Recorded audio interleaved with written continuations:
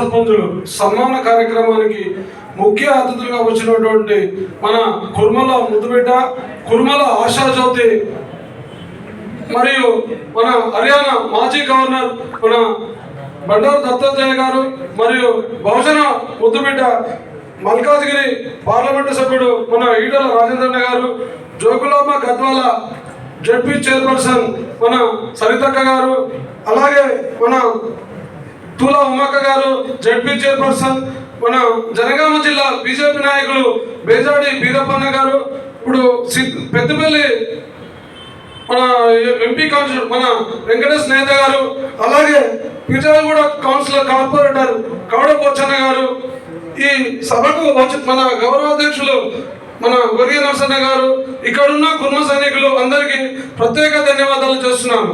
అంతేకాదు ఎంతో దూరంకి వెళ్ళి అటు ఆదిలాబాద్, నిర్మల్, ఇటు నాగర్ కర్నూలుకి వెళ్ళి వచ్చిన సర్పంచులకు, ఉప సర్పంచులకు ముఖ్యంగా వీరికి పాదాభివందనాలు తెలియజేస్తున్నాం. మిత్రులారా, మేము కుర్మ యువ చైతన్య సత్వంగా ఒక పిలుపునిస్తే ఇంతమంది వచ్చినందుకు మీకందరికీ ఉడపడి ఉంటానని చెప్తున్నాను. ఈరోజు మీరు ఈ మీటింగ్కు వచ్చారంటే వచ్చామా పోయామా అనేది కాదు.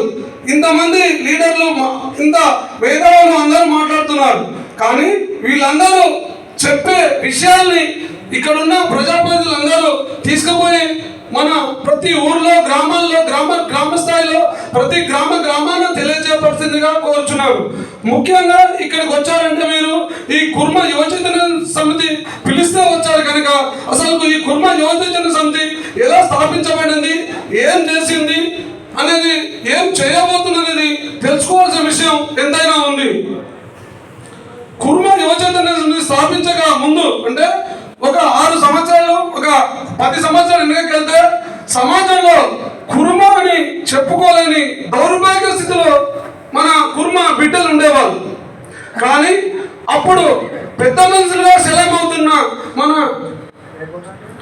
పెద్ద మనుషులుగా చెలమవుతున్న మన కుర్మ పెద్దలు కూడా ఒక కుర్మాని రాసుకోకుండా ఒక యాదవాన్ని రాసుకుని లైవ్ అని చూసే కనుక ఆ బాధ నాకు ఇంకా బాధగా ఉంది.